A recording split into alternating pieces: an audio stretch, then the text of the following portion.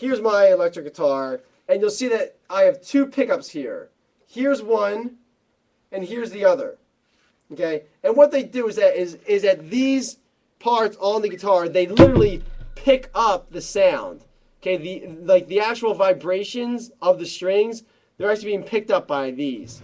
All right, and then they're being amplified through the amplifier, obviously. So here's your pickups. Okay, I only have one on this drum, but there's two on this guitar. It's an electric. But then you're probably saying to yourself, well, on your acoustic guitar, what the heck is going on here? And what it is that your acoustic guitar doesn't have a pickup, but in place of the pickup is this sound hole. Okay? And what the sound hole does is that it literally amplifies, without the use of an amplifier, the actual sound of the instrument. If I were to cover this, or if this were a solid body and maybe wasn't open, if I were to cover that and play it, then you wouldn't hear it as loud. And in the old days, they used to have guitars that were actually like 15 inches wide. Okay, like here, and then the strings would be thicker and it would be high action.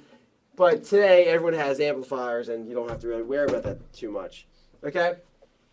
So now, there's your pickup. There's your bridge. Okay? This is your bridge right here.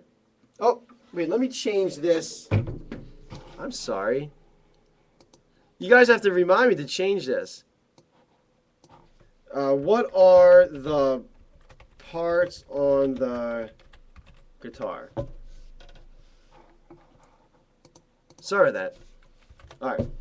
So let's continue with this. Twice says sorry next time.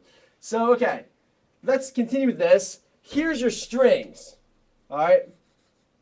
All these lines going all the way through. Those are your strings, and there's 6 of them. All right, because obviously there's 6 strings on your guitar. All right. Now let's not worry about what the strings are yet. That'll be part 2 for the video coming up. Right here, these are your tuning pegs. All right, so let's move this up here and type in or write in tuning peg. Okay. Right here. Now there's 6 of them. Why are there 6? Because there's 6 strings. If you play bass, there's only 4 strings. As a result, there's only going to be 4 tuning pegs. Right? So right here, there's 3 main parts to the instrument. 3 main parts. This top part is called the head. All right?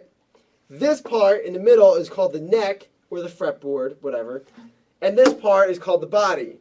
So the 3 parts to the instrument are the body, the neck, and the head. So let's write that in. This is the head. This is the neck. And this is the body. Okay? Now this part right here, it's white on this guitar. It's the same for the electric. This part right here, if this is your first fret, this is what starts the actual frets. This is called the nut. All right? So right here, nut. Okay? So now we know our tuning pegs, the head, this is the nut. These lines right here that I have are called your fret. Okay?